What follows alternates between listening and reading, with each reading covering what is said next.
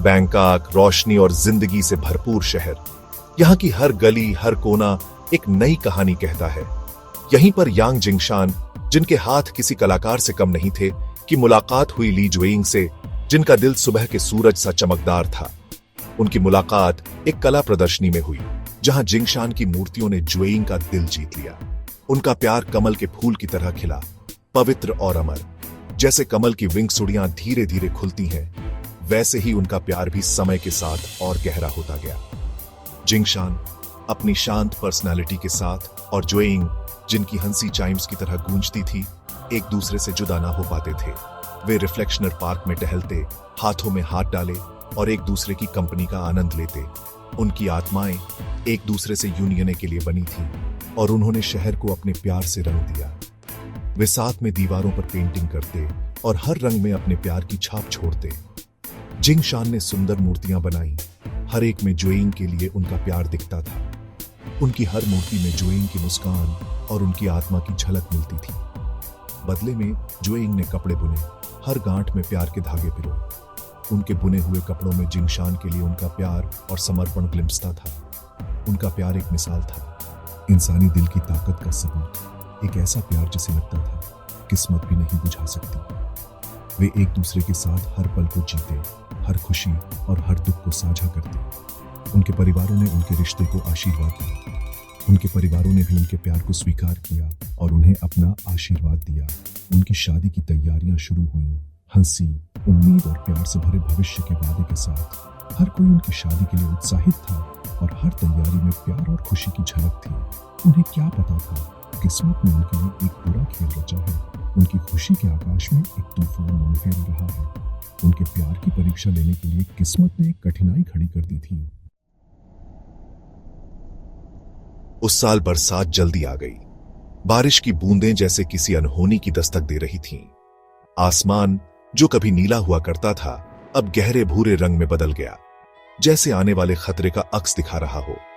बादलों की गड़गड़ाहट और बिजली की चमक ने माहौल को और भी फिरावना बना दिया। जिंगशान अपनी प्यारी से यूं होने के लिए बेताब, जोरदार बारिश में भी निकल पड़ा।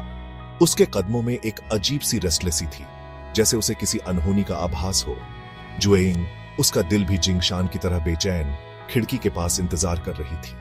उसकी आंखों में उम्मीद और चिंता का मिश्रण साफ झलक रहा था। तेज रफ्तार इंजन की आवाज, टायरों की चीख और फिर साइलेंस, जैसे समय थम सा गया। बाहर गरजते तूफान से भी गहरा साइलेंस।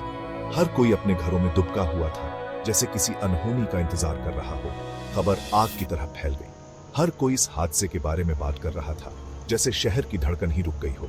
जिंगशान सड़क पार करते हुए एक कार की चपेट में आ गया और अब वो इस दुनिया में नहीं रहा। उसकी मौत ने सबको हिलाकर रख दिया। जुएइंग अपने गम का बोझ ना सह पाने के कारण अपनी जान दे दी। अपने प्यार के साथ उस अनजान दुनिया में चली गई। उसकी आंखों में आखिरी बार जिंगशान की तस्वीर थी। शहर ने दो जिंदा दिल रूहों के खोने का शोक मनाया। उनकी प्रेम कहानी अधूरी रह गई। उनकी यादें हमेशा के लिए इस शहर की गलियों में गूंजती रहेंगी। तूफान थम गया और एक अजीब सा सन्नाटा छा गया। इसी पैसिफाई में विस्पर्सिंग शुरू हुई। हादसे वाली जगह के पास रहने वाले लोगों ने अजीबोगरीब घटनाओं की खबर दी। जुएइंग की पसंदीदा खुशबू, चमेली की हल्की सी महक हवा में तैरती थी। आधी रात को जिंगशान का पसंदीदा बांटूनी का सुर सुनाई देता था। क्या ये सब दुखी लोगों के वहम थे या कुछ और? हकीकत और अलौकिक के बीच की रेखा धुंधली होने लगी। लोगों के दिलों में डर घर करने लगा। दो प्रेमियों की दुखद कहानी एक किस्से में बदल गई, जिसे लोग धीमी आवाज में बताते थे। ऐसा लगता था जिंगशान और जुएइंग की आत्माओं को पैसिफाई नहीं मिली थी। फिर दिखाई देने लगे। ये घटनाएं धीरे धीरे बढ़ने लगीं और लोगों के बीच डर और उत्सुकता का माहौल बन गया। एक रेहड्डी वाले ने कसम खाई कि उसने जिंगशान को हादसे वाली जगह पर देखा। उसके चेहरे पर एंग्विश साफ दिख रही थी। उसने बताया कि जिंगशान की आत्मा उसे कुछ कहना चाहती थी, लेकिन वह समझ नहीं पाया। एक मंदिर की नर्तकी ने दावा किया कि उसने पवित्र तालाब में जुएइंग का अक्स देखा। उसकी आंखों में गम भरा था, जो मौत के पर्दे से भी पार झलक रहा था।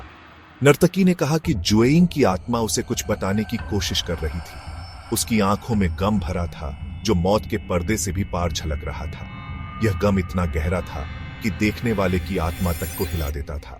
नदी के पास खेल रहे एक छोटे लड़के ने एक खूबसूरत महिला के बारे में बताया जिसने उसे चमेली का फूल दिया और फिर गायब हो गई। लड़के ने कहा कि वह महिला बहुत ही मिस्ट्रीमयी थी जिसने उसे चमेली का फूल दिया और फिर गायब हो गई।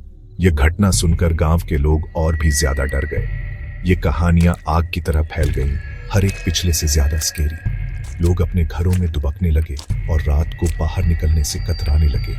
प्रेमियों की भूतियां मौजूदगी साफ थी। उनकी आत्माएं एक दूसरे को खोजती हुई प्रतीत होती थी, जैसे कि वे अपनी अधूरी प्रेम कहानी को पूरा करना चाहती हैं। भाग 5, साधु का डिसीजन। बुजुर्ग अपने समुदाय की पैसिफाई के लिए चिंतित आदरणीय साधु प्रसेरत के पास गए, जो अपनी बुद्धिमानी और आत्माओं की दुनिया की समझ के लिए लाइफे जाते थे। गांव वालों ने फिरौनी घटनाओं के बारे में बताया और वो साइलेंटली सुनते रहे। उनके चेहरे पर कोई एक्सप्रेशन नहीं था। कुछ देर सोचने के बाद उन्होंने घोषणा की कि जिंग शान और जुएइंग की आत्माएं फंसी हुई हैं। उनका प्यार उन्हें दुनिया से बांधे हुए है। वो उस मिलन के लिए तरस रहे हैं जो उनसे छीन लिया गया था। उन्हें शांत करने का एकमात्र तरीका, साधु प्रसेरत ने कहा, एक भूतिया शादी करना था। आत्माओं की दुनिया में एक मिलन जैसा उन्हें जिंदगी में नहीं मिला। यह एक मुश्किल और खतरनाक काम था, लेकिन यही उनकी आखिरी उम्मीद थी। भाग 6, preparations for the other side. डर और सहानुभूति से प्रेरित होकर समुदाय साधु के फैसले को पूरा करने के लिए एकजुट हुआ। हादसे वाली जगह पर एक वेदी बनाई गई, जिसे खाने, अगरबत्ती और सफेद लिली से सजाया गया, जो प्यार और पुनर्जन्म के प्रतीक थे। चांद जैसी सफेद दुल्हन का जोड़ा और रात जैसा काला दूल्हे का सूट तैयार किया गया। जिंगशान और जुएइंग के एफिजीज बनाए गए, जिनके चेहरे उनसे काफी मिलते थे। हवा उत्सुकता और आशंका से भरी थी।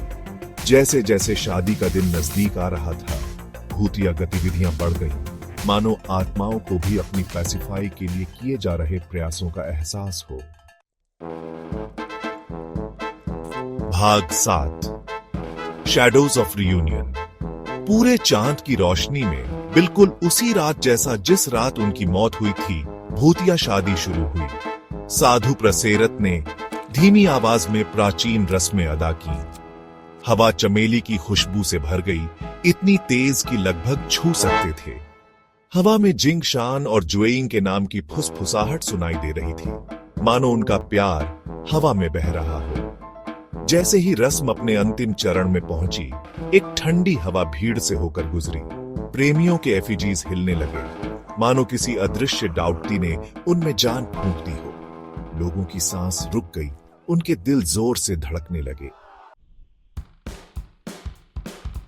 भाग 8, डार्क विंग्स ऑफ ग्रीफ। जितनी अचानक हवा आई थी, उतनी ही अचानक चली गई। चमेली की खुशबू भी चली गई, बस एक उदासी का एहसास रह गया। एफिजीज बेहिस खड़े थे, उनकी बेजान आंखें दूर देख रही थीं। काले पक्षियों का एक झुंड, जिनके पंख चांदनी को ढक रहे थे, वेदी पर उतर आया। उनकी कर्कश आवाजों ने सन्नाटा तोड़ दिया। वो एक बार, दो बार चक्कर लगाए और फिर रात में गायब हो गए, एक अजीब सा सन्नाटा छोड़कर। क्या जिंगशान और जुएइंग की आत्माओं को आखिरकार पैसिफाई मिल गई थी? यह सवाल हवा में लटका रहा, बिना जवाब के, बिना हल के। गांव वालों ने राहत की सांस तो ली, लेकिन उन्हें लग रहा था कि कुछ गड़बड़ है। भाग 9, प्यार कभी नहीं मरता। जिंगशान और जुएइंग की भूतिया शादी बैंकॉक के किस्सों का हिस्सा बन गई। कुछ लोगों का मानना है कि आत्माओं को पैसिफाई मिल गई, उनका प्यार जिंदगी और मौत की सीमाओं से पार चला गया। दूसरे लोग काले पक्षियों के बारे में फुसफुसाते हैं, बेचैन आत्मा के ओमेन। सच्चाई प्यार की तरह एक रहस्य बनी हुई है, एक ऐसा रहस्य जो शहर के दिल को छूता रहता है। जिंगशान और जुएइंग की कहानी एक याद दिलाती है कि प्यार अपने शुद्ध रूप में किस्मत के सबसे बुरे पहलू को भी झेल सकता है। यह एक प्रेम कहानी है जो अंधेरे और चांदनी में लिखी गई है। इंसानी दिल की ताकत का प्रमाण, अनजान के सामने भी।